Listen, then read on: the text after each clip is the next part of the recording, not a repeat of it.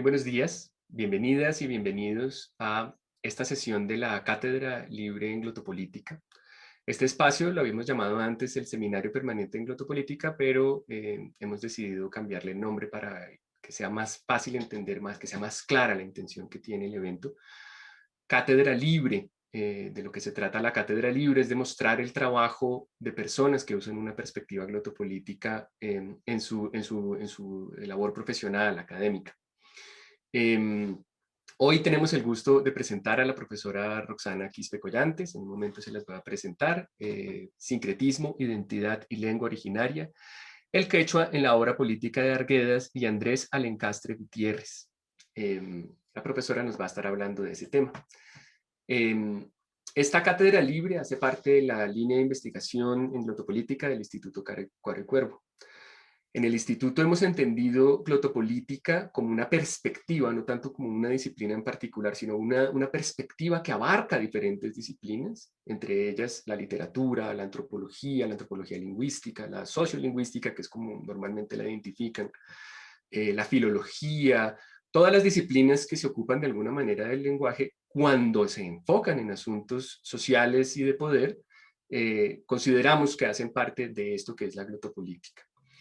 Además de eso, la glotopolítica tiene unas tradiciones importantes lideradas por José del Valle en la Universidad de la Ciudad de Nueva York y la profesora Elvira Arnú en la Universidad de Buenos Aires, en donde han trabajado desde perspectivas históricas casi siempre, aunque también tienen trabajos etnográficos y de otra naturaleza, en literatura, etcétera, sobre aquellas instancias en donde hay una intervención pública en la lengua, o bien en donde es imposible diferenciar aquellas cosas que son eminentemente lingüísticas y eminentemente sociales y políticas cuando están juntas. Entonces, esa sería una definición de glotopolítica. Normalmente tiene una perspectiva en donde se analiza también la intervención de las disciplinas que investigan la lengua en sus asuntos políticos.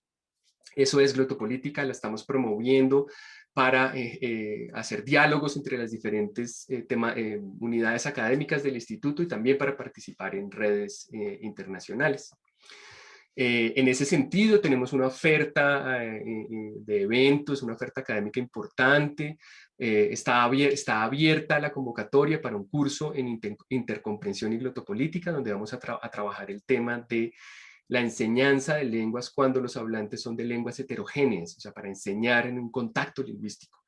Ese curso está abierto, pueden entrar a la página del instituto para poderse inscribir, cuesta 250.000 pesos colombianos. Va a haber una electiva para quienes están en los programas académicos del instituto y creo que también se va a abrir dentro de poco en glotopolítica y educación, más teórica. El 11 de junio vamos a tener dos eventos muy importantes, váyanse programando, dentro de poco van a salir ya publicados.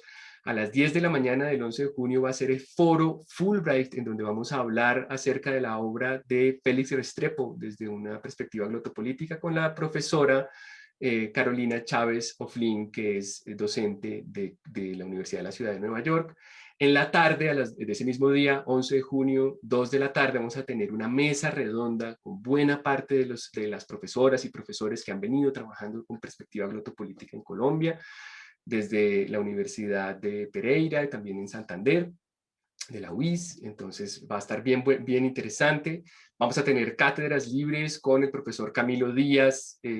La cátedra libre ocurre una vez cada mes, ¿no? El último viernes de cada mes. Vamos a contar con el profesor Camilo Díaz, quien trabaja temas de sociolingüística desde una perspectiva, con una perspectiva glotopolítica en el Instituto Cuaro y Cuervo. Baudir Barzotto de la Universidad de Sao Paulo nos va a estar acompañando.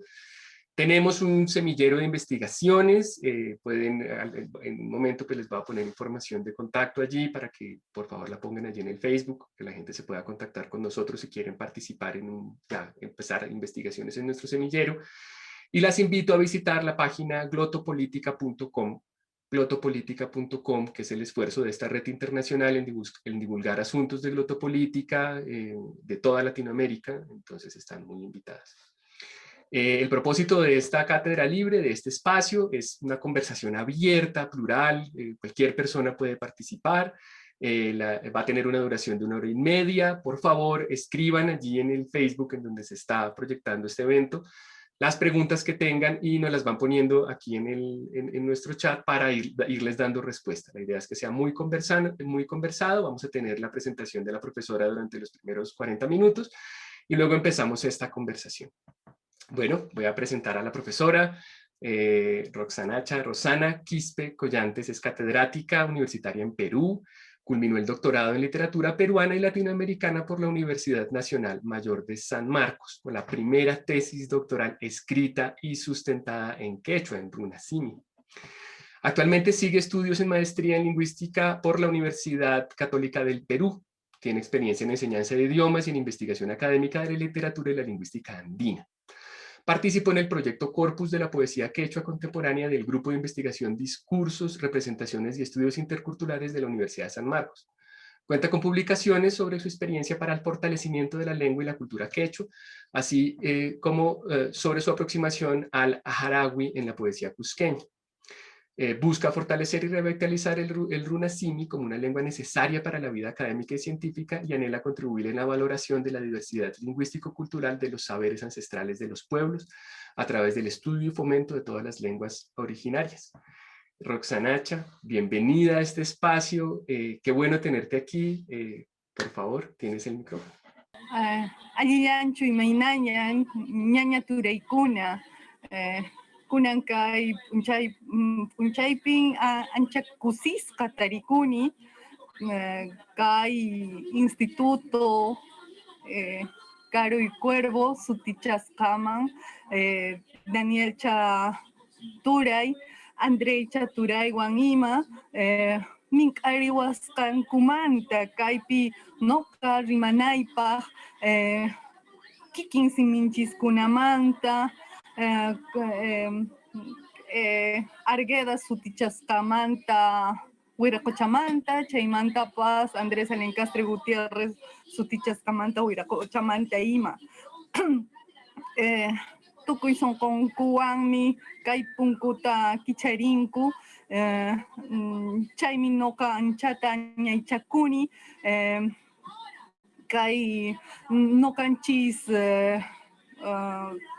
runakunaman kay punku hina kichakusqanmanta ima sasachakuyninchiskunata munasqanchiskunata ima haywarimuspa rimananchispa.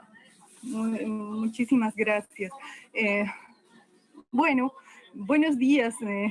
Bueno, yo soy Roxana Quispe Collantes, una huarmirruna cusqueña, que estoy muy agradecida con Danicha y con Andreicha, a quien cariñosamente les nombro con el diminutivo en quechua. Agradezco la grata oportunidad de poder reunirnos y compartir algunas ideas y hallazgos en torno a la poesía escrita en mi lengua materna. Vale la pena aclarar que quechua es el nombre genérico que se ha dado a toda una familia de lenguas. Y bueno, en el Cusco, a nuestra lengua materna la conocemos como runasimi, pero considero válido denominarla también como quechua de la variedad Cusco-Collao. El quechua es una familia lingüística que hablamos más de 8 millones de hablantes en 7 países latinoamericanos, desde Chile hasta Colombia, pero hay quechua hablantes dispersos en todo el mundo, así como también muchas personas interesadas en aprenderla y en seguirla como segunda lengua. Espero que esta conversación nos motive a continuar revitalizando nuestra lengua, así como todas las lenguas originarias existentes en el mundo. Bien. Continuaré con mi... Bien, para el caso de mi intervención, me concentraré en 2 cumbres de la poesía quechua, José María Arguedas y Andrés Alencastre Gutiérrez, quien se denominó a sí mismo como Quilcuhuaraca. Así como en Perú, es probable que Arguedas sea más conocido en Colombia, pero Creo que Arguedas se inspiró en Alencastre para iniciar su camino en la escritura poética del quechua, ya que ambos fueron amigos y aunque posteriormente tomaron caminos diferentes, eh, considero que vale la pena conocer un poco de sus experiencias y obras que nos permitan acercarnos a su común humanidad. Eh, Esta mirada paralela a sus vidas y a sus poéticas es lo que quiero compartir con ustedes. Y espero que ellos les anime a conocer a través de ellos un poco más de nuestro mundo quechua. Eh, Bien, quiero hablaré brevemente del universo poético presente en la lengua quechua, expresado principalmente en el jaraui. Enseguida me adentraré en Arguedas y Alencastre, autores que reivindicaron sus raíces culturales ancestrales, en contra de una modernización que percibieron como explotadora e injusta. En sus vidas y obras confluyeron el indigenismo, el incaísmo, el neoindianismo, el folclore, el regionalismo y las ideologías partidarias como el paisaje en donde sus caminos se cruzaron y posteriormente se separaron. A continuación, exploraré el significado atribuido a sus poéticas, desde la presencia del sincretismo y del conflicto identitario en los temas de sus poéticas.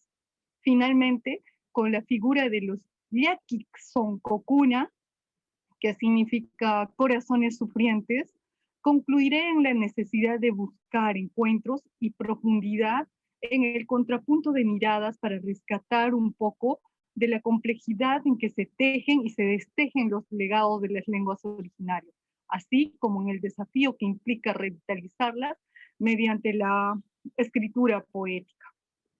La familia lingüística quechua tiene diversas variedades regionales y locales, así como múltiples expresiones poéticas que se manifiestan en el canto, la tradición oral, los tejidos, los tocapus, los quipus, e incluso hay poesía en nuestras danzas. Toda esta energía creativa forma parte de la vivencia tradicional de los quechohablantes, ligada a nuestros legados milenarios y ancestrales. Uno de esos legados es el jarau. Autores coloniales como Guamán Poma de Ayala, Juan de Santa Cruz, Pachacuti, Yanquis, Alcamaigua y el Inca Garcilaso de la Vega recogen algunos jarauis en sus crónicas. El jaraui es un arte verbal, cuyas variedades evocan la memoria de amados ausentes, las endechas funerarias, los cantos a la lluvia o las cosechas, cantos que tienen además sus propias denominaciones en quechua, como los Yuyaycucuna, los Huaynaricuna, los Huacapayapuni y los Huacailis también. Compiladores como Arguedas, como Bendezú, Carrillo, Salazar Bondi y Alejandro Romualdo suelen denominar jaraui a la poesía de amor abatido o ausente, pero no es este su único sentido.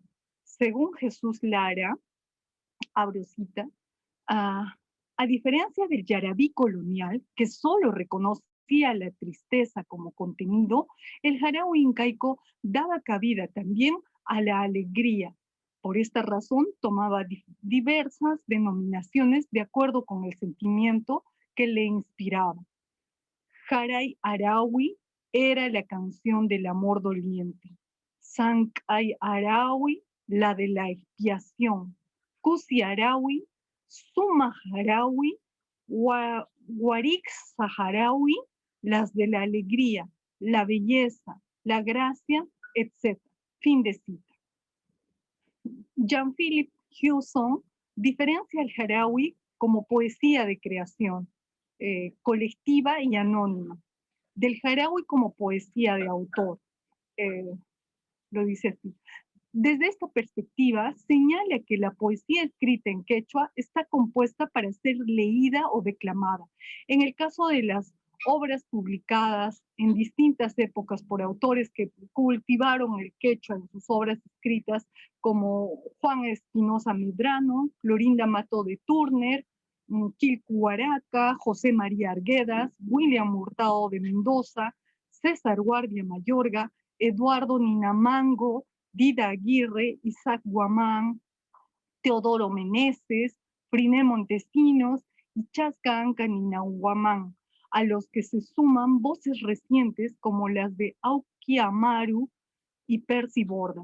Estos autores son los nocas, entre comillas, nocas creadores de un Jaraui moderno, vinculando a una escritura que surge desde la experiencia del bilingüismo, portadora de una poetización del universo andino que se distancia del yarabi mestizo y del jaraui tradicional para convertirse en una voz singular que recrea el manejo del quechua para expresar una sensibilidad netamente individual que no deja de estar en diálogo con los valores tradicionales andinos. Arguedas, bueno, aquí los observamos, Arguedas y Alencastre fueron casi coetáneos. Alencastre nació en 1909 y Arguedas en 1911. Su primer encuentro ocurrió en 1939, cuando ambos bordeaban los 30 años aproximadamente. Arguedas tuvo una infancia terrible y contradictoria tras la precoz muerte de su madre y los continuos viajes de su padre. Fue criado por la servidumbre de su madrastra, adquiriendo en esa intimidad su raigambre con el quechua. En cambio, Andrés Alencastre descendía de un linaje de terratenientes, de raíces celtas y portuguesas. Era muy cercano a su padre, Leopoldo, así como al ambiente cultural que rodeaba a la familia. Sin embargo, la muerte también marcó su vida, pues perdió a su progenitor entrando a la adolescencia durante una revuelta campesina que remeció a todo el sur andino. Y a contracorriente de su origen privilegiado, no siguió estudios universitarios, sino se dedicó a recorrer los pueblos del Cusco, Arequipa, Puno, haciéndose conocer como compositor de huaynos y obras teatrales. Pero Alencastre no era un solitario exponente de la tradición popular. Tanto la canción como el teatro en quechua habían experimentado un gran apogeo desde el siglo XIX y a principios del siglo XX comenzaba a declinar.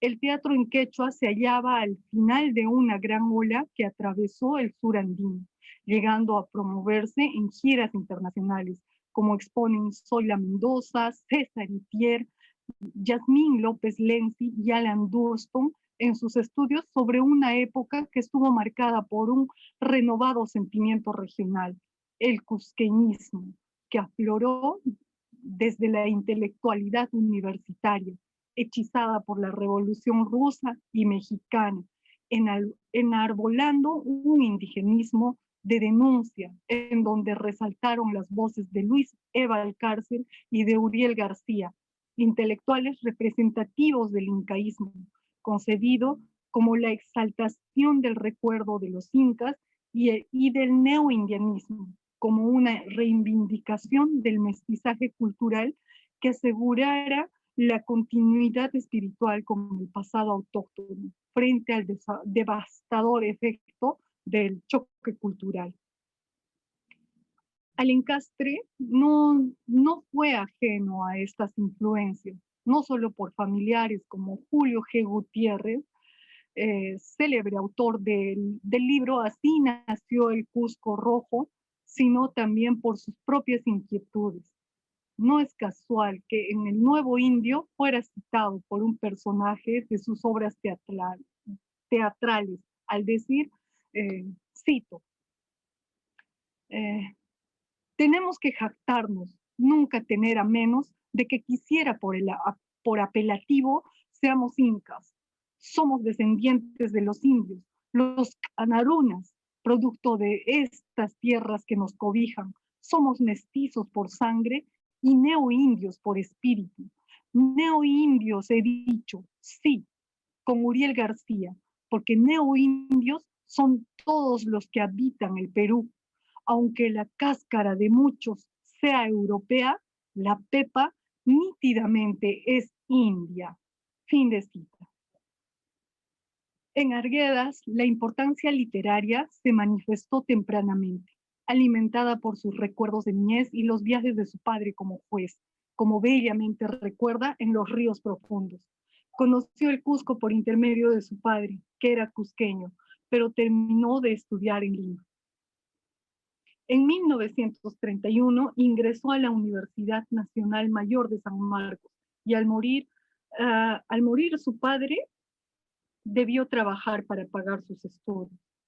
Alencastre, por su parte, llegó a la cima de su reconocimiento artístico en 1934, durante el aniversario del Cusco, representando su obra El Pongo Quilquito, frente a la fortaleza del Sacsayhuamán.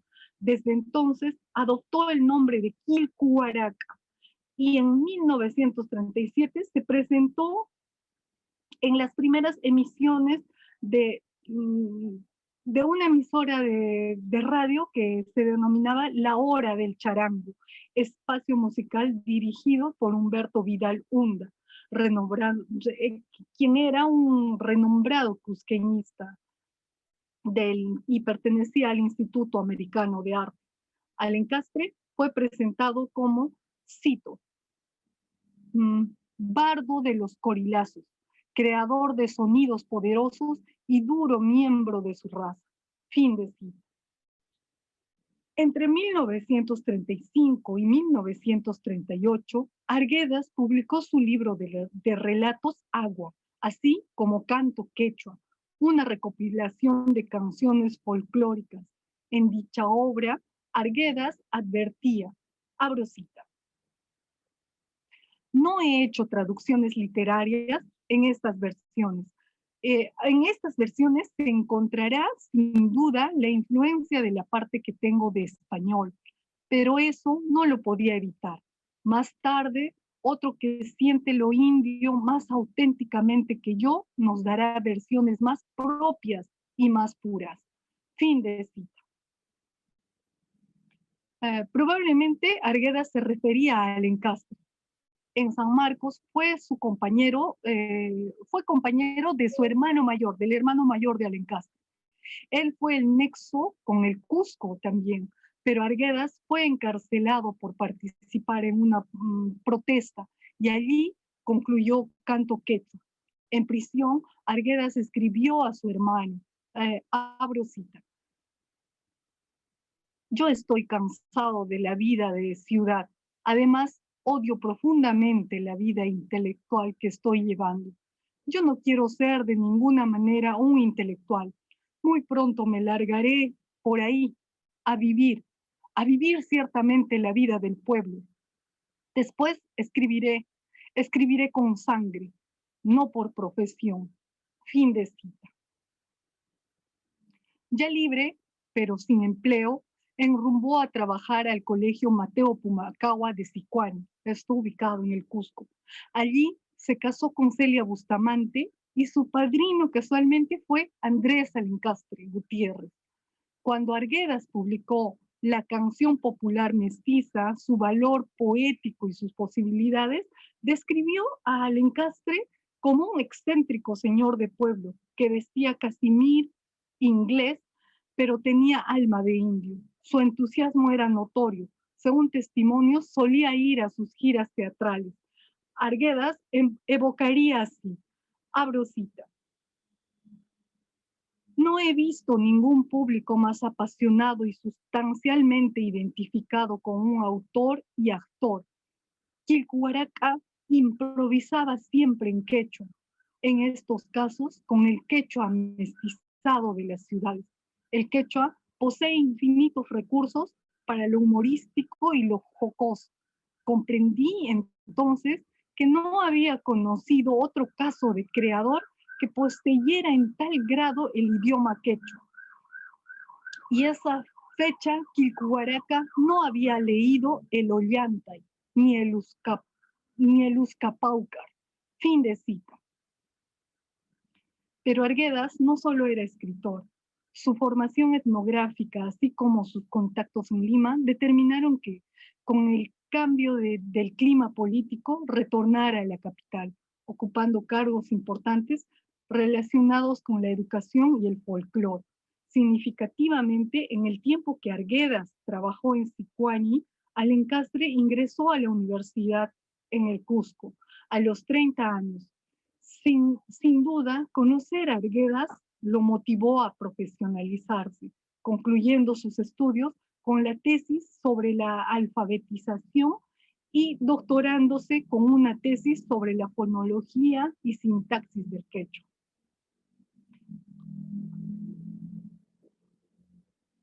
Al igual que Arguedas, Alencastre fue docente en el Colegio Mateo Pumacahua. Además, dictó una cátedra universitaria de quechua y logró fama internacional como poeta. En 1951 ganó el premio de poesía quechua de la Asociación de Escritores y Artistas de Cochabamba. Arguedas fue presidente del jurado. En 1952, ambos fueron parte de la comisión que elaboró el guión del primer Inti Raymi. Y en 1955, Arguedas alabó a Taquiparua, primer poemario que escribió Alencastre. Para Arguedas, Quilcuaraca estaba infundido, como lo dice él, ¿no?, hasta la médula por el mundo quechua. Su poemario era la contribución más importante a la literatura quechua desde el siglo XVIII, comparable con Ollantay. Por su parte, Alencastre fundó y presidió la Academia Peruana de la Lengua Quechua y fue alcalde de Cunturcanqui, un distrito fundado por él mismo en la provincia de Cana. Además, fue miembro del Cine Club Cusco junto a Manuel Chambi y Eulogio Nisiyama, reconocidos fotógrafos en el Cusco, incluso hasta estos días. En 1964 publicó su segundo poemario, que se denominó Taquiruru. Ese mismo año, Arguedas publicó su ambiciosa novela, Toda la sangre. Se dice que uno de los personajes más controvertidos allí se inspiraba en Alencastre. Ya entonces la amistad entre ambos se había enfriado, como se revela en la anécdota ocurrida en 1963 en el Museo de la Cultura Peruana, que Arguedas presidía, en donde comentó que Alencastre se creía, entre comillas, la divina pomada en quechua. Y en su crítica a Taquiruru, Arguedas acusaba al autor de haber perdido su esencia, señalando que, cito, el gran poeta se desmedula en la cátedra y en la ciudad.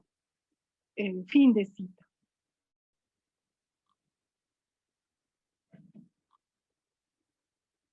Curiosamente, en la mesa redonda organizada en 1965 para discutir todas las sangres, sus críticos lo acusarían, en resumen, de retratar un mundo andino que ya no existía, por lo que llegó a exclamar, abro cita, si no es un testimonio, entonces yo he vivido por gusto, he vivido en vano o no he vivido. No, yo he mostrado lo que he vivido. Ahora puede que en el tiempo que esto que he vivido no es cierto. Lo aceptaré, bueno, con gran alegría. Fin de cita.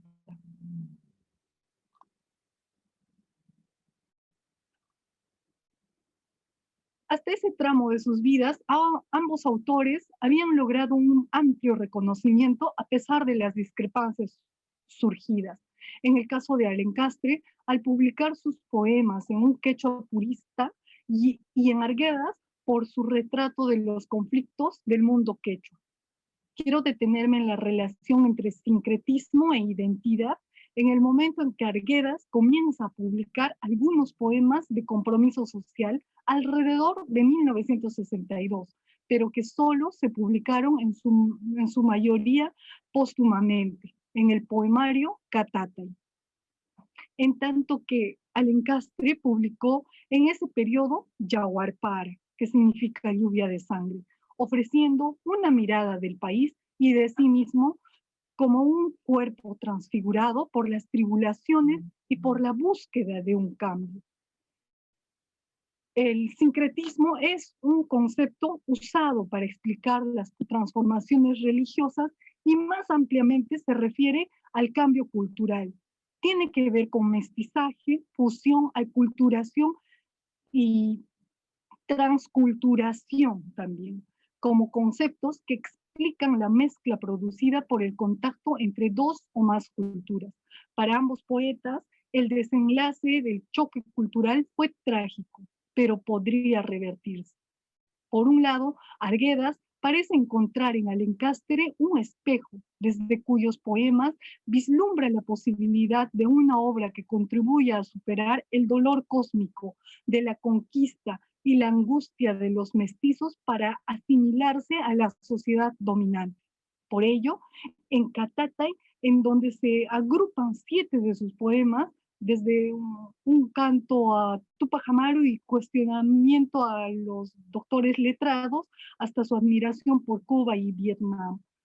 Arguedas busca contribuir a la restauración del universo quechua, desde un mestizaje redefinido, en donde mezcla variedades de quechua con el castellano andino. Su metáfora más potente es la serpiente de Dios, el eterno Amaru, al cual invoca religiosamente desde Lima, la ciudad de los falsos huiracochas, entre comillas. Así lo expresa en su poema Tupac Amaru Kamaj Taitanchisman, Jairitaki, a nuestro padre creador Tupac Amaru, himno canción. Cito: Chiri puño cochata, yana kakata, wañu kawai, chirinkata, runa yampu sonkonta, tukuy taksi, muyuntinpi, kawsayniyuq mana kawsayniyuq kaqta, kay pachapi. Yawarniyuq urpita, runata, mana yawarniyuq ako kakata. Kochochisaqku, kancharichisaqku, may camaraj papayamaru. Santa Muerte sapallanña hamunqa, mana warakawan chankasqa, mana runaq pólvora illapapampuy, tokyaspa. Pachan runa kanra, runa ñataq pacha kan sayar. Fin de cita. Cuya traducción al castellano ofrecida por el mismo Arguedas es, cito: al helado lago que duerme, al negro precipicio, a la mosca azul que ve y anuncia la muerte, a la luna, las estrellas y la tierra, el suave y poderoso corazón del hombre, a todo ser viviente y no viviente que está en el mundo, en el que alienta o no alienta la sangre, hombre, o paloma, piedra o arena, haremos que se regocijen, que tengan luz infinita. Amaru, Padre mío, la Santa Muerte vendrá sola, ya no lanzada con ondas trenzadas ni estallada por el rayo de pólvora. El mundo será el hombre del mundo, todo a su medida. Fin de cita. Arguedas puede ser definido en este sentido como el poeta de la transformación del sufrimiento cósmico, desde una perspectiva que se aleja de la erudición y no se distancia de un compromiso político. Es probable que en su escritura la obra poética de Quilhuaraca haya influenciado en Arguedas, al escribir poemas traducidos al castellano, desde una preferencia por la fonética chanca y aspirado al incorporar todas las variantes del quechua en su poesía, como afirma en su introducción al poema Tupac Amaru. Cito: Este Jailitaki está escrito, pues, en un quechua que podrá ser íntegramente comprendido por los hablantes de la gran área del Runacim. Repetimos que no está dirigido a los eruditos, que hemos elegido el quechua cusqueño, pero sin respetar, en un muy pequeño número de palabras, la pronunciación estricta y su correspondiente escritura, para no dificultar su comprensión en el área chanca. Se refiere a Apurímac, Ayacucho, Huancavelica. Y creemos que podrá ser bien entendido por los cusqueños, aunque algunos seguramente se resentirán por la forma en que, como ya dijimos, ciertos términos están escritos. Hemos pretendido abarcar toda el área del Runasimi desde este modo. Fin de cita. Por su parte, Quilcuaraca puede ser definido como el poeta de la transfiguración, donde todo fluye y cambia en un escenario de transformación continua.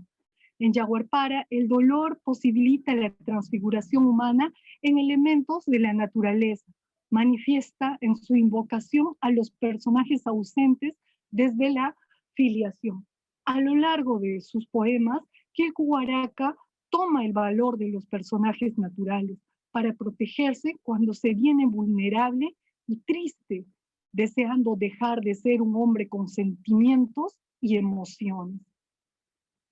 Quilcuaraca transmite entonces un amor profundo por sus seres queridos, con un vacío rotundo, difícil de cerrar, para mostrarnos las intimidades de su alma, al tiempo que el yo poético se fortalece y mitifica en sus poemas, evidencia la necesidad de adaptarse al dolor, transformando las partes más sensitivas de su cuerpo para despojarse de los sentimientos que lo atormentan, rechazando a quienes lo sumen en el dolor profundo.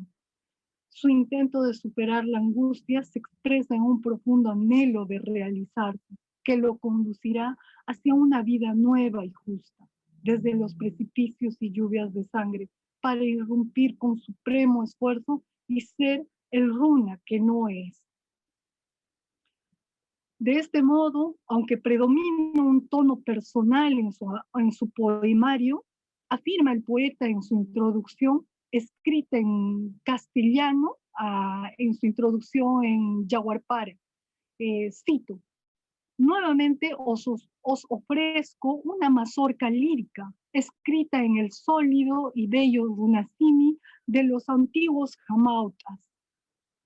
Recibid, hermanos, el mensaje de mi alma lacerada y temblorosa ante los insolubles problemas que la vida presenta en sus aspectos individual, social y ecuménico. El Ausangati y el Salcantay son mis antenas receptivas.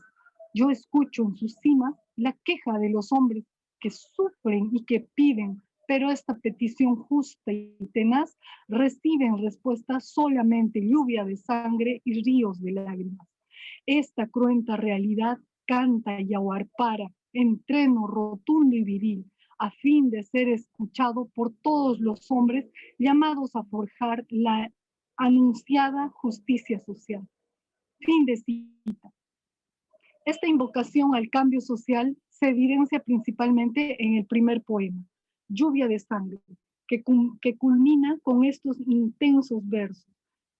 Cito: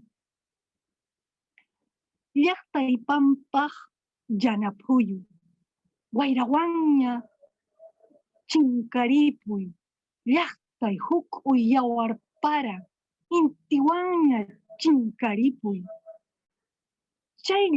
Chayllapunin runa, wayqintin hina kawsanqa, kanqachu, kampachu, ñuqaqchu kashan, kuykunakusunchis nispa.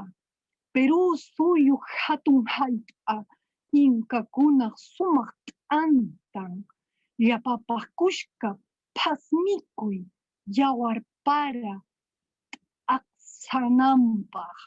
Fin de cita. Versos que he traducido e interpretado de este modo. Cito: Nube negra que entierras a mi pueblo, desaparécete ya con el viento. Lluvia de sangre que mojas a mi pueblo, sécate ya con el sol.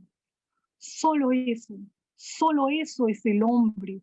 Vivirá con su hermano diciendo, hay lo tuyo, hay lo mío, y ambos compartiremos. Gran tierra del Perú, el mejor pan de los incas, divídete para todos juntos, para que lave la lluvia de sangre. Fin de cita. Si bien la metáfora de la lluvia de sangre es potente para representar la tribulación del dolor colectivo, es más común que el dolor y la experiencia expresados en sus poemas y correspondan más a su propia vivencia que a la del Runa, desde una reinterpretación singular, sincrética y estética del mundo. Creo que por ello que Alencastre mantuvo una posición bicultural, es decir, era una persona que actuaba como indio o mestizo desde un compromiso cusqueñista. Simpatizó con el neoindianismo como una doctrina que valoraba el mestizaje espiritual en lugar de la lucha racial, pero hizo honor a su seudónimo, participando en el Chearaje. Además, aunque volcó su expresión poética en un quechua puro, entre comillas, en su labor académica, él mantuvo la defensa del quechuañol como un medio válido para la difusión y la enseñanza. Uy.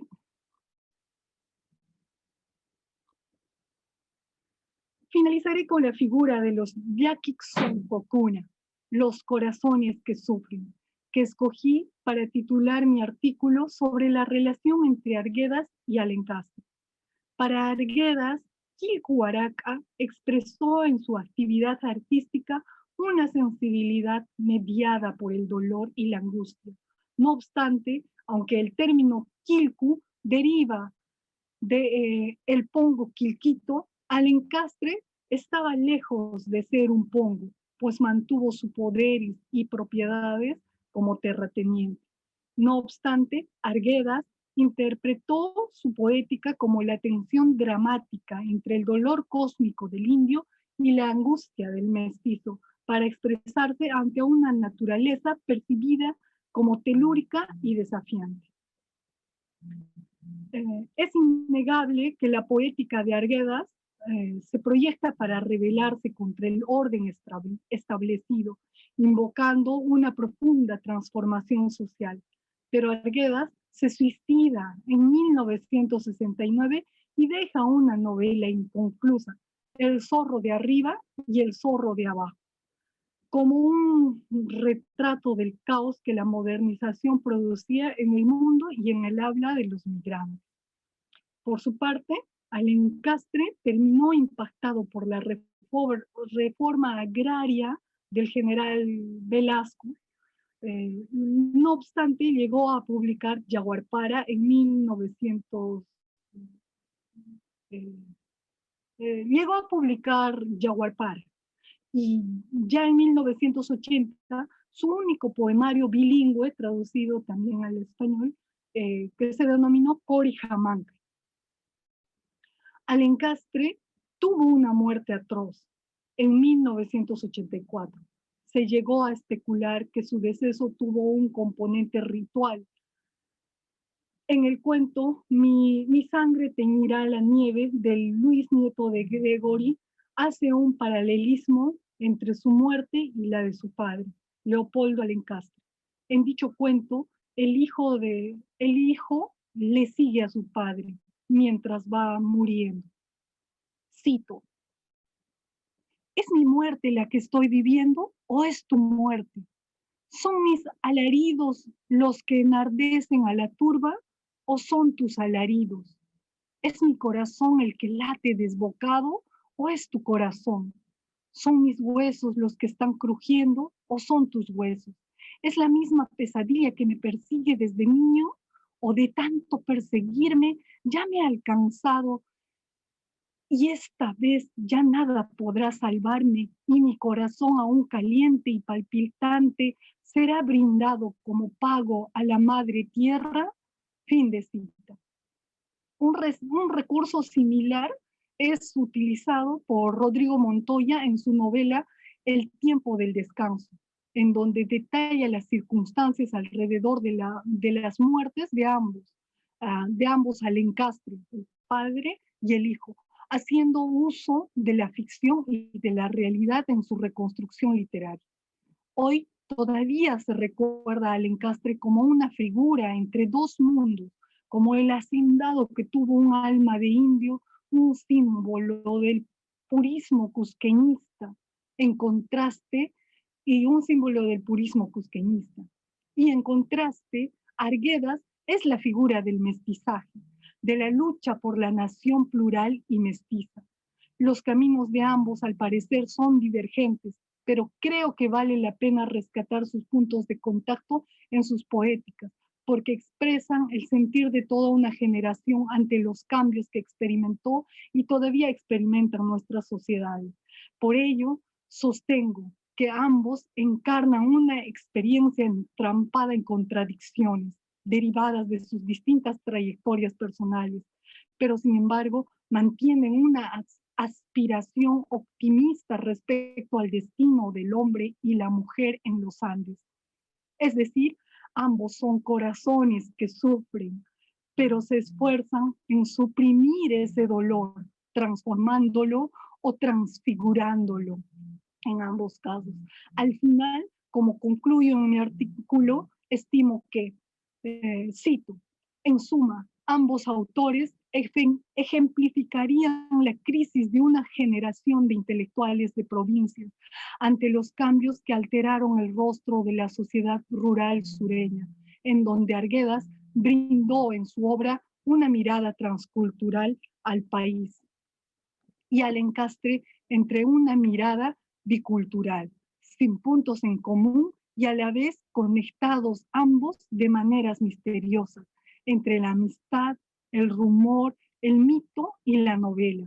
Se trataría entonces de dos singularidades literarias, dos Yakixon Kokuna, dos corazones sufrientes, con diferentes perspectivas de un país cambiante y en cierto sentido agonizante, el país de todas las sangres y el país de la lluvia de sangre. Fin de cita.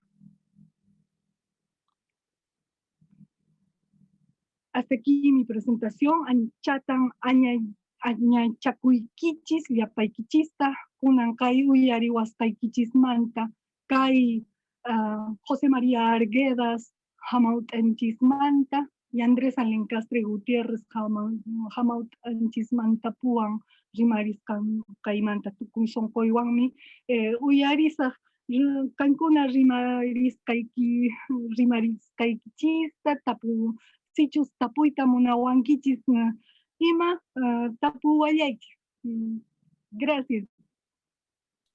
Roxanacha, muchísimas gracias. En este momento estamos recibiendo las preguntas que nos puedan hacer por el Facebook y pues estamos en el momento pues de recibir las intervenciones del público en esta cátedra libre. Yo para empezar, mientras nos llegan algunas intervenciones, quisiera pedirte que nos ampliaras un poco acerca de, bueno, como sabes, en este momento estamos precisamente en un momento de cambio, agonía y yo diría también de lluvia de sangre en nuestro país, en Colombia. Ya llevamos un mes en esta exaltación política muy importante y la pregunta que me parece que trae para nosotros esta intervención que acabas de hacer es sobre el papel de los intelectuales. Mira, no sé, sí, el papel de los intelectuales, o sea, es decir, a mí me gustaría que ampliaras un poco la idea de ese papel ante los conflictos sociales y políticos y el rol que tiene la lengua. No sé, que ampliaras un poco esa idea de nuestro rol como intelectuales, intelectuales de provincia.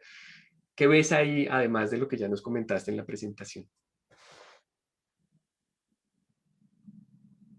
Perdón. ¿Cómo ves ese rol de los intelectuales en momentos de exaltación política, como el que está viviendo Colombia? Quisiera que nos hablaras de tu rol, del rol de quienes, de estos intelectuales que trabajaron en la lengua quechua en relación con lo político. Mm, Bien, pienso que en el mundo académico, bueno, los intelectuales no están exentos de participar en la política, puesto que es nuestra realidad de todos los días, ¿no?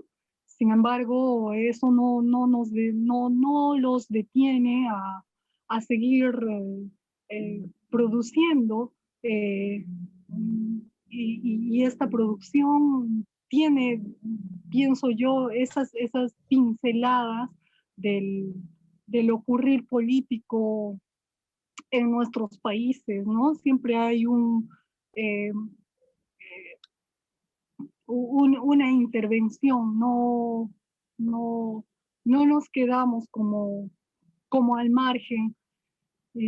Bueno, es muy importante también escuchar las voces, las opiniones de los intelectuales en torno a los diferentes temas que generalmente están surgiendo, pero de manera negativa, ¿no? Lamentablemente no estamos eh, siendo gobernados por gobernantes adecuados, idóneos en nuestros países. Lamentablemente tenemos que pasar por diferentes penurias y bueno, todo eso se refleja en la obra también intelectual de muchos de las luminarias que nos representan en nuestros países. Eh, y bueno. Mira, para ampliar en eso, en tu artículo, había una de las formas en las que abordas el Harawi, decía que el Harawi tiene que ver con el dolor provocado por prohibiciones. No recuerdo bien a qué se refería exactamente, pero me evocó ese asunto de las prohibiciones, me evocó el asunto de las reglas políticas, de estos gobernantes que hacen unas imposiciones a sus pueblos y que son vividas con dolor. ¿Podrías por favor ampliarnos un poco más esta dimensión de Harawi? Bueno, un segundito, por favor. Acá tengo Ay, sería un, excelente, sí. un pequeño escrito. Me parece que, ya bueno.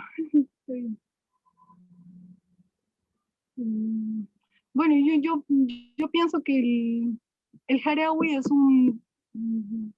un término polisémico con varios significados que se han ido dando prácticamente desde la colonia. En los diccionarios de González Holguín y de Domingo de Santo Tomás, por ejemplo, tiene la connotación, acá lo tengo, de un canto de dolor, de una expresión de duelo ante la muerte o la separación de un ser querido. Pero como bien señala también Jean-Philippe Hewson en dos artículos sobre la poesía quechua, el Harawi puede tener dos sentidos. Un sentido amplio, que es el tradicional del canto y la música colectiva y anónima, que se transmite en los Andes de manera natural como parte de la vivencia cotidiana en las fiestas y las costumbres. Y en las fiestas, en las costumbres, en el trabajo, en los cantos de la cosecha, de la lluvia, y que no es solamente triste, sino que abarca todo el universo poético.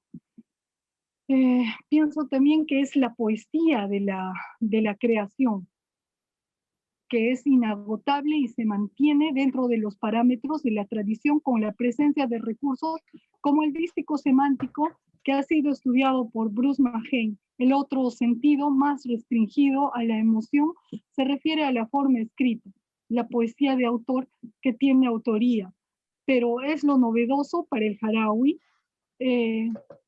No. Esto es lo novedoso para el Harawi, que la expresión poética se libera de la tradición, como ha venido ocurriendo, ¿no? Se vuelve más experimental, hay mezcla de lenguas incluso, hay incluso trilingüismo. Vi un último poemario que, que presentó eh, uno de los jóvenes, Edson Borda, me parece, que estaba en quechua, en, en una lengua amazónica y en castellano, ¿no? Y bueno, tiene un mayor contacto con la globalización ahora. Es entonces un jaraui que mantiene el vínculo con las raíces y por tanto sigue siendo jaraui, pero que no deja de innovar, ¿no? Eso podría decir. Wow, ahora volveré sobre eso de los múltiples lingüismos, pero mientras tanto, Iván Otálora comenta qué hermosa exposición de esta lengua maravillosa y nos pregunta María del Carmen Bonilla, ¿cuál es la motivación que llevó a Alan Castre a escribir esos poemas? Yo, yo supongo que al encastre, al vivir en los... cuando, bueno, yo podría decirle a la profesora María del Carmen que cuando fui a visitar las provincias altas del Cusco, a Cañas, hacia la laguna de, del Anji, del Ayo, y comencé a, como quien dice, ¿no? A seguir las huellas de Andrés Alencastre para mi investigación. Pude darme cuenta de esos hermosos paisajes que bordeaban la gran laguna, que era realmente de ensueño, y subir hacia, porque la casa de Andrés Alencastre, sus haciendas, tienen 4 haciendas, eh, aún que todavía no están totalmente derruidas ahora, ¿no? Y las haciendas se encuentran como entre la bajada del cerro, en las cumbres, no tanto hacia la laguna, pero están ubicadas estratégicamente como en miradores, y dan hacia la laguna y al frente están los nevados, y es una sensación realmente mágica, inspiradora, y con razón es que, bueno, estando parada allí y preguntando y conversando en quechua con los pobladores y todo, y dije, con razón que Alencastre se inspiró tanto en teniendo como escenario todos estos paisajes, toda esta naturaleza, el canto de todo congruía ahí, el canto de las aves, los animales, el viento, el sonido de la totora, la laguna, etcétera. Pienso que se ha podido inspirar allí, ya que también su familia vivía allí, ¿no? Entonces estaba como que en su ambiente, rodeado de su gente, rodeado del quechua también, y pues me parece lógico pensar en eso. En esta visita, en esta investigación que hiciste, ¿ahondaste sobre el tema de la muerte de tanto del padre como del hijo? Con los, Ah, bueno, sí, lamentablemente fue una muerte trágica, pero no he querido incursionar para para la investigación, ¿no? Para la tesis en sí. Es inevitable poder llegar allá y que los pobladores, los mismos ahijados, las personas que los conocían, los parientes, tengan que hablar de eso, pues es algo que ha marcado a toda la familia. Y bueno, pienso que daría para producir otro tipo de texto, ¿no? Es bastante amplio también el tema, así más familiar, las razones, ahí pienso que hay mucho más por investigar. Sin embargo, yo me he querido centrar más en lo que fue su obra poética, en la escritura en sí del autor, el análisis de todo lo que él produjo. Y bueno, me he ido por esa senda. Pues ahondemos un poco en esa senda. Yo veía que al final de tu artículo mencionabas em, el compromiso que él tenía con un cierto tipo de escritura, si no estoy mal, yo no soy especialista, pero si no estoy mal se llama el quechua fonético trivocálico, que es incluso difícil de leer para otros quechohablantes. Y ahora en la presentación mencionaste también que Alencastre hacía como que defendía el quechuañol, si no estoy mal o de pronto entendí mal, pero háblanos por favor un poco acerca de esta relación del encastre con la escritura del quechua. Mm, bien, así es. Este, ah, él tenía, abogaba por diferentes escrituras, si se Uh -huh, podría decir, ¿no? Inició escribiendo mm, las aranguas, que es el teatro, eh, es el primer acercamiento que tuvo hacia la literatura y lo escribió en un quechuañol, ¿no? Por ejemplo, el Pongo Quilquito está escrito y bueno, lo interpretaron también con un quechua mezclado con el español y fue para expresar también la jocosidad, lo gracioso, los chistes del teatro que entonces exponían, ¿no? Entonces, luego de eso, de la mezcla del castellano con el quechua, un quechua satirizado también y un castellano satirizado es lo que se muestra en, en sus dramas y comedias, nos presenta Taquiparua, ¿no? Su primer poemario, que decidió él escribirlo en un quechua trivocálico. Eh, eh, y para más adelante, ya en su último poemario, que es Cori Jamancay, presentar un quechua pentavocálico, bueno, sus anteriores poemarios no los ha traducido al castellano de ninguna manera, y tuvo una particularidad también al escribir el quechua, no solo con las vocales, sino con el tipo de escritura.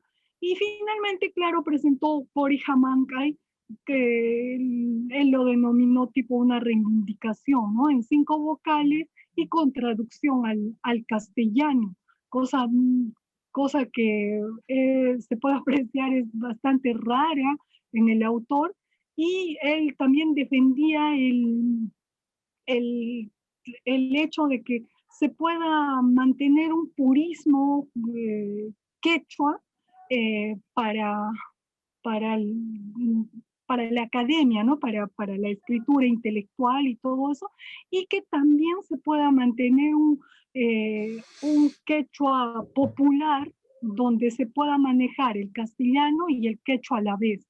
Entonces, tenía esas, como que esas aristas y, y finalmente, bueno, eh, eh, al parecer, con su último poemario en 1980, parece que opta por el pentavocalismo, ¿no? Luego de tantos estudios y tanto haber investigado y haberse convertido en una de las luminarias también en el quechua en su época, decide finalizar escribiendo de esta manera.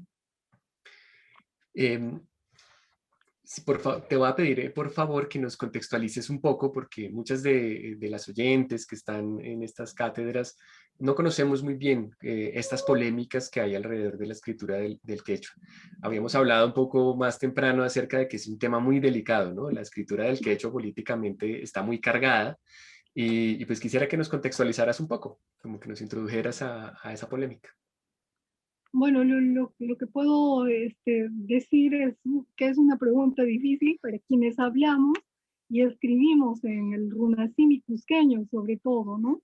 Pienso que no hay una sola respuesta, implica aspectos no resueltos de la identidad también, de la política nacional y regional y de la propia autoidentidad frente a las definiciones impuestas sobre qué somos qué queremos también, ¿no?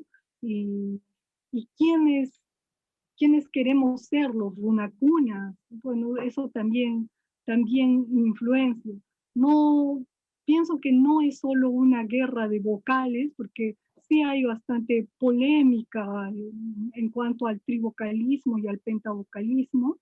Eh, Hay ciertamente una disputa política de lucha por el reconocimiento, es lo que finalmente se expresa, ¿no? Dentro de esto de no respetar cada variedad y tener que mm, eh, eh, ir con esa tendencia hacia la unificación, ¿no?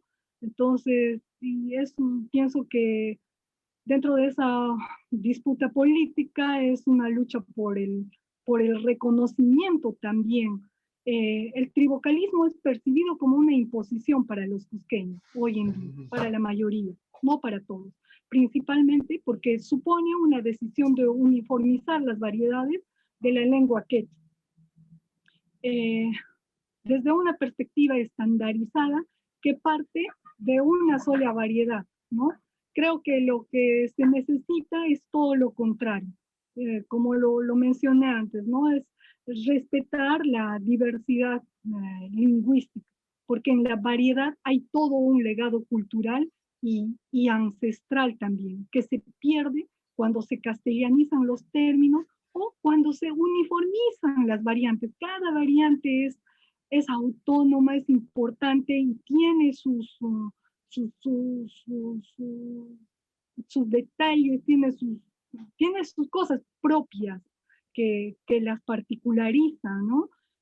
Creo que hay un necesario trasfondo de lucha política haga, que haga que esto sea posible, pero no desde la confrontación, ¿no? Sino desde la propuesta y desde el diálogo también. Eh, Bueno, nos pregunta Andrei Castiblanco, Andreicha, uno de los principales prejuicios al pensar al otro es que se piensa a este como una identidad uniforme, en el que todos actúan y piensan de una misma manera. Son muy interesantes los desacuerdos que nos muestras entre Arguedas y Alencastre. ¿Qué disputas hay hoy alrededor de la defensa y expresión del mundo quechua? ¿Crees que sus posturas han influenciado estas disputas actuales? Más,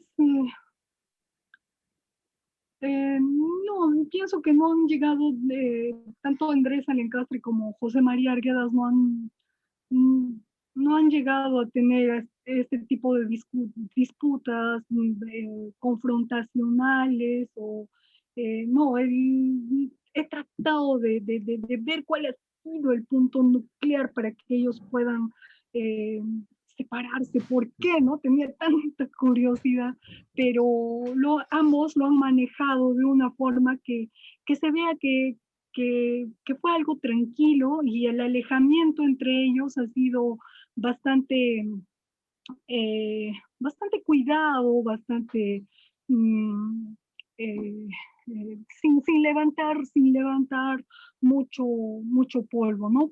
Sobre todo por parte de Arguedas, que dejó, que si bien al inicio escribió con bastante ahínco acerca de la fuerza, de lo bueno, de lo bonito que escribía Alencastre, simplemente al final sí tuvo comentarios como que el autor se desmeduló y se alejó de todo lo bueno y luego simplemente dejó de escribir, ¿no? Respecto al encastre. Entonces, pienso que no vendría a ser un ejemplo de disputa para nosotros, ¿no?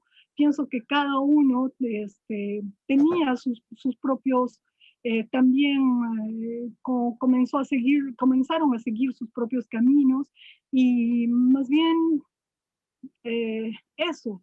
Y como y ahora lo que se refleja, ¿no? En nuestros pueblos, cada uno de nosotros o de donde venimos, de nuestra tierra, siempre vamos a resaltarlo, siempre creo que más bien es una herencia de nuestros, de nuestros antepasados, al menos para mi caso, ¿no? En las comunidades campesinas existe, donde yo he crecido, existe esto del atipanaco.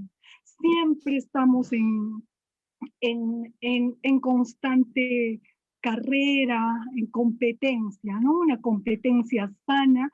Si vemos que la comunidad de más abajo ha construido un puente de piedra donde traslada el agua de mejor manera, nosotros lo vemos y decimos, ay, nosotros también nos estamos quedando, tenemos que construirlo más bonito, más grande y eso. Y entonces ellos ven y mejoran, y si ellos están haciendo una producción de la cebada o del trigo o de la alfalfa para los cuyes, y la otra comunidad nos ve y es una competencia bastante sana. Entonces, pienso que igual el hecho de resaltar nuestras potencialidades culturales y en cuanto a nuestras lenguas originarias, también es porque cada uno quiere resaltar lo suyo, pero esto sí, claro, muchas personas lo manejan de una manera conflictiva, ¿no? Que no debería de ser, debería de existir el diálogo y la concertación, y pues cada uno debería de tener eh, eh, cabida, importancia, no menos que la otra, ni más que cualquier otra cultura o lengua originaria, porque cada una es importante dentro de su espacio, dentro de su contexto, y no se puede estar generalizando o haciendo comparaciones absurdas eh, en algo tan importante y tan singular que son las lenguas originarias, bueno, para el caso en el que yo me desenvuelvo, sí. ¿Cómo, cómo ves el panorama contemporáneo en tu lengua originaria en términos de poesía? ¿Qué está pasando ahora? Eh, Pienso que sí están surgiendo nuevos valores. Como bien antes me hacías la pregunta, ¿no? ¿Qué está sucediendo con los intelectuales? Y en el aspecto de la poesía, pienso que los intelectuales y los poetas, los escritores se están dando cuenta, ¿no? De que es necesario comprometerse con el cambio social. Y para quienes defendemos las lenguas maternas, la situación se complica un poco cuando no contamos con el apoyo de los gobiernos, pero aún así seguimos adelante desde nuestras posibilidades, desde nuestras propias experiencias, y tomando como punto de partida nuestras raíces originarias en mi caso, ¿no?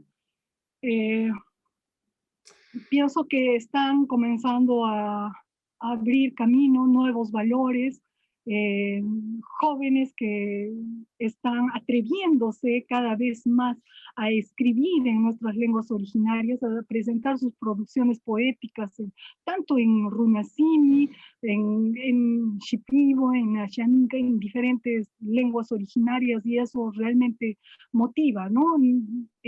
A pesar de que no existe un apoyo por parte del gobierno, pienso que las nuevas generaciones estamos comenzando a tomar eh, como, como, como un bastión, como una tarea, ese deber que tenemos con el legado que nos han heredado nuestros antepasados.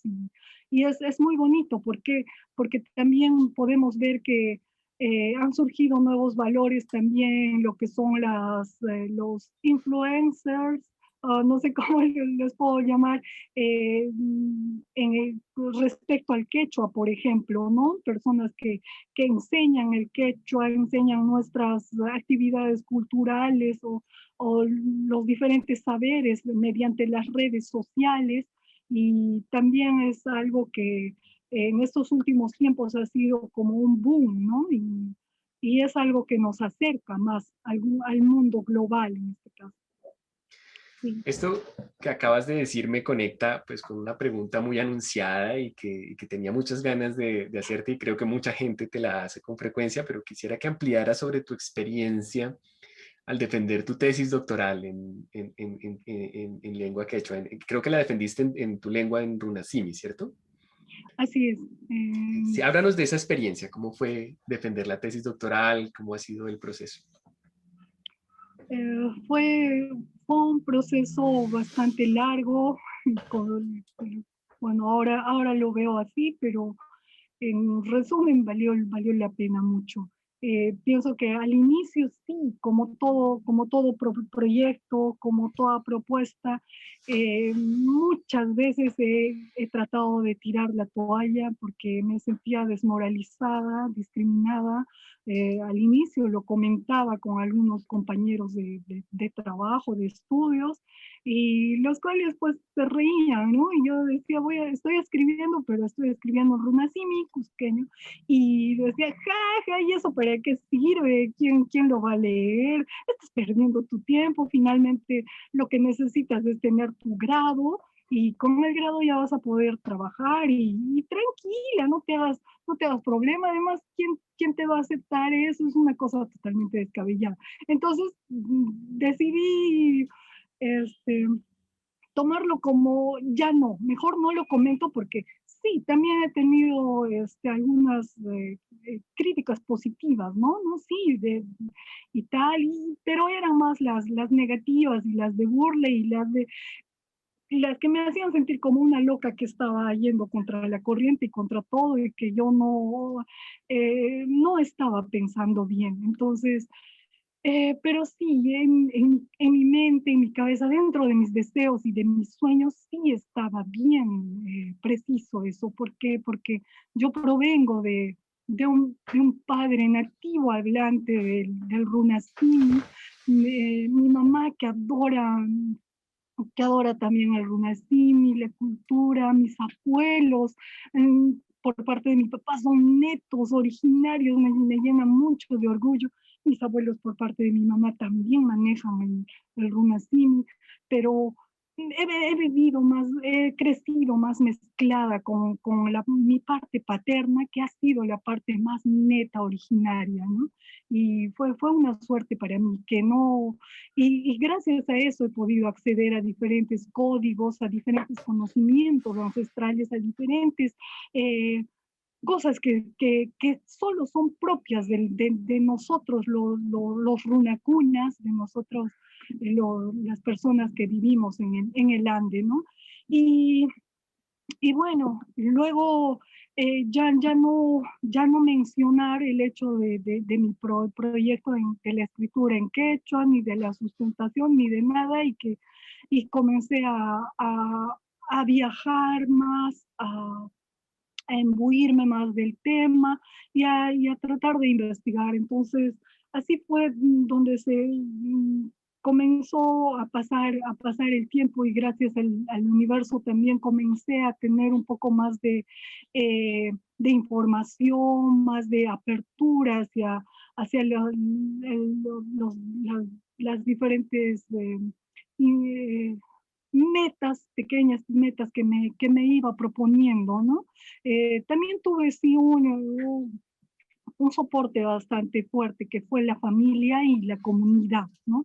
Creo que ha sido una cuestión de que si yo no hubiera, porque yo tenía que viajar con mi papá eh, a las provincias altas del Cusco, porque algunas provincias algunas comunidades campesinas son bastante cerradas, y teníamos que ir los dos, o a veces con mi hermano más, o a veces con mi mamá. Pienso que ha sido eh, me han ayudado bastante, y en las comunidades mismas el hecho de manejar la lengua, de poder comunicarnos en nuestra lengua originaria, ha sido el puente, y también ha sido algo que ha abierto las puertas, porque eso derrumbaba los temores, o para qué estamos yendo, y más, por ejemplo, cuando fui a Pacobamba, que fue la comunidad campesina lejos, lejos, lejos en Canas,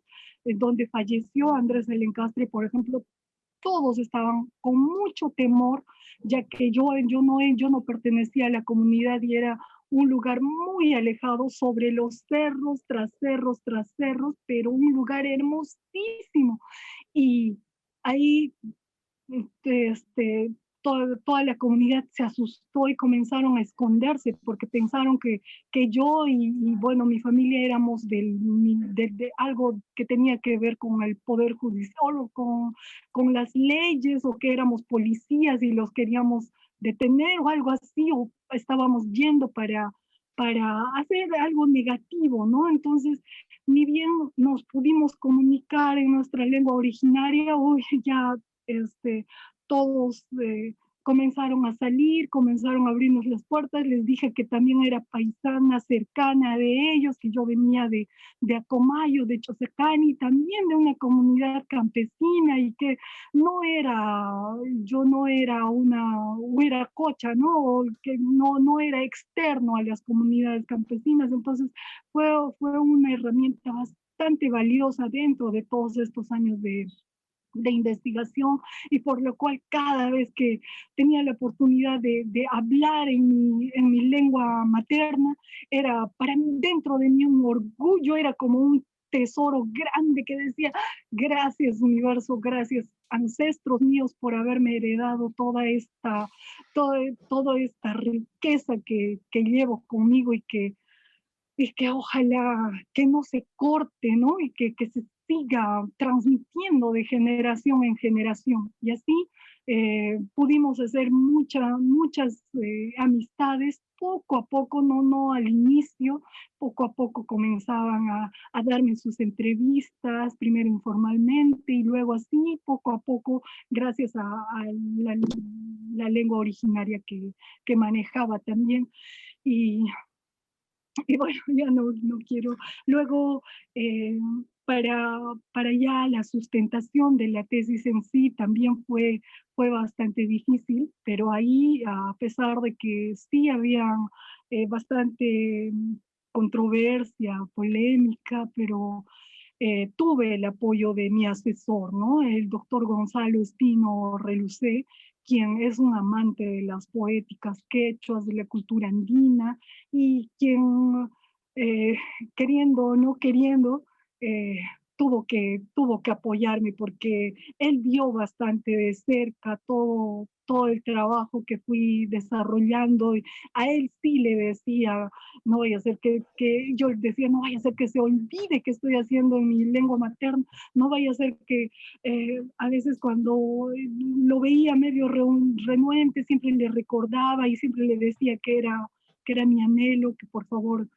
eh, me apoye con eso. Y sí, tuve un apoyo bastante fundamental de su parte también, y de algunos de mis docentes que también admiran y aprecian bastante nuestra cultura y nuestras raíces.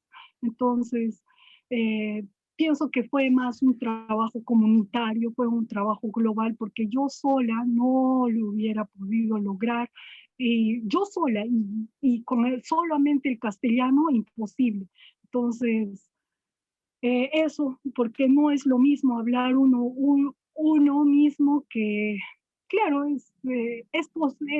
también se puede, ¿no? Pero es más directo. Si voy con un traductor es un poco más indirecto, pero yendo uno mismo es un poco más, se facilitan mucho las cosas, y ¿cómo se llama? La confianza se abre más, ¿no? Y los códigos y todo, el acceso a todo eso es como tácito también.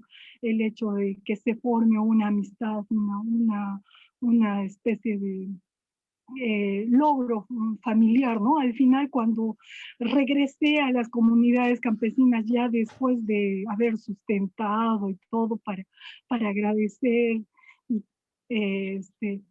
sentí como que fue un logro de todos, ¿no? Y decía, ¿y cuándo? Y tienes que regresar a leernos para escuchar qué es lo que dice y todo eso. Se ha logrado, qué bueno, y te han aceptado, sí, y eso. Claro, regresé pues después de cuántos años, después de eh, los últimos 2, 3 años que ya iba con menos frecuencia que antes. Entonces, igual la alegría que sintieron, y eso que allá no hay radios, no hay televisores, no se escuchó que salió como tendencia y todo. Entonces fue una expresión auténtica de que parte de la población y nuestras voces estaban comenzando a ser escuchadas. Y fue, fue muy bonito, muy bonito. Sí. Pues Roxana Hacha, te felicito muchísimo. Esa labor que hiciste, esa fuerza que abriste, esta emoción que nos transmites contando la historia, pues ha llegado hasta Colombia, ha llegado a otras partes del mundo, nos inspira. Ya nos quedan unos pocos segundos de este evento, de esta cátedra libre. Y yo quería, antes de cerrar, yo quería, como también ya habíamos conversado hace poco, hacer este comentario. La academia, institutos como el Caro y Cuervo, universidades, han tenido también un rol muy negativo en las lenguas indígenas frente a los hablantes de las lenguas nativas y los grupos étnicos. Y hay una ola de cambio en este momento. El trabajo de Roxana Quispe Collantes anuncia con mucha fuerza y de una forma muy inspiradora este cambio que muchas personas queremos hacer. Que la academia sea aliada de los pueblos nativos, de los grupos étnicos, que haya redes, que se escuchen estas voces y que haya más justicia, más inclusión. Nosotros en el Caro y Cuervo, gracias al apoyo también de la directora Carmen Millán, el subdirector académico, que es Juan Manuel Espinosa, el director de investigaciones, Julio Bernal, está esa intención muy fuerte también. Hay varios profesores que han estado trabajando, se me olvidan los nombres de todos, y profesoras. Tenemos en el instituto hay una apertura muy grande en este momento con las escrituras y las literaturas y las cuestiones culturales de los grupos afro. Estamos trabajando también junto con los rom. Bueno, es un momento de inicio, es un momento de cambio en donde esto que estamos haciendo ojalá sea también un aporte importante y un anuncio de las cosas que están por venir, de ese cambio tan conveniente y tan deseado, porque la academia y toda esta cuestión de las culturas y los grupos étnicos se alíen y trabajen juntos. Entonces, Roxana Hacha, te agradezco mucho estar aquí en este espacio y te felicito por ese trabajo tan hermoso que haces. Al contrario, es un gran honor para mí y para quienes se hacen, o quienes, para quienes represento, ¿no? En este caso, la lengua originaria del Runasim, del Quechua. Y agradezco muchísimo a instituciones como Caro y Cuervo, y a las personas que hacen posible la apertura de este tipo de eventos que realmente nos incluyen y nos acercan un poco más. ¿Por qué? Porque las lenguas originarias no son menos ni son más importantes que las otras lenguas que ya vienen desarrollándose con total amplitud y aceptación. Nosotros también podemos demostrar que no somos una lengua ágrafa. Sí podemos comunicarnos y podemos desenvolvernos desde nuestras experiencias, desde nuestras raíces, vinculando los saberes de nuestros ancestros con los desafíos del mundo global, y podemos demostrar científicamente muchos conocimientos, como ya lo han demostrado nuestros antepasados, los incas, por ejemplo.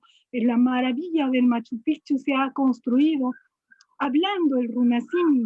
Se han hecho grandes adelantos tecnológicos y científicos hasta ahora, incluso no descifrados totalmente en astrología, en medicina, en biología, en tantas ciencias que se han podido hacer con el Runasimi. En la textilería tan avanzada se ha podido avanzar tanto, manejando nuestras lenguas originarias, ¿no? Entonces, yo me siento muy agradecida por la cabida que nos dan y que dan a las lenguas originarias también en ambientes tan importantes como estos, y es un gran honor. Muchas gracias. Ustedes están comenzando a abrir abrir más y más vuestras puertas y vuestros conocimientos para poder compartirlos y para poder de esa forma conjuncionar y seguir avanzando. Muchas Sí, gracias. que así sea. Gracias a ti, a la audiencia. Estén atentas, por favor, a la página www.caroycuervo.gov.co, a toda la programación que tenemos. Estén atentas a lo que está publicando la línea de investigación en Glotopolítica. Allí se publica todo. También en glotopolítica.com. Es la red internacional en la que participa el Instituto Cara y Cuervo, pero que hay muchas universidades trabajando allí para divulgar la perspectiva glotopolítica. Salen muchos temas relacionados con lo que estuvimos hablando hoy. Si tienen interés en recibir información en sus cuentas de correo electrónico, escríbanme por favor a daniel.rudas, R-U-D-A-S, daniel.rudas@caroycuervo.gov.co, y entonces lo suscribo a la lista que tenemos en donde les anunciaremos todo. Si quieren, por ejemplo, participar en el semillero de investigaciones internacional que hemos montado con esto de glotopolítica, allí pueden escribirme. Roxanacha, muchas gracias. Muchas gracias al equipo del Instituto Caro y Cuervo, a Andrei Castiblanco, que estuvo apoyando y fue el quien hizo el contacto de esta iniciativa. Gracias, Andreicha. Jimena, muchas gracias. A todo el equipo técnico del instituto por poder facilitar esta cátedra libre en glotopolítica. Muchas gracias.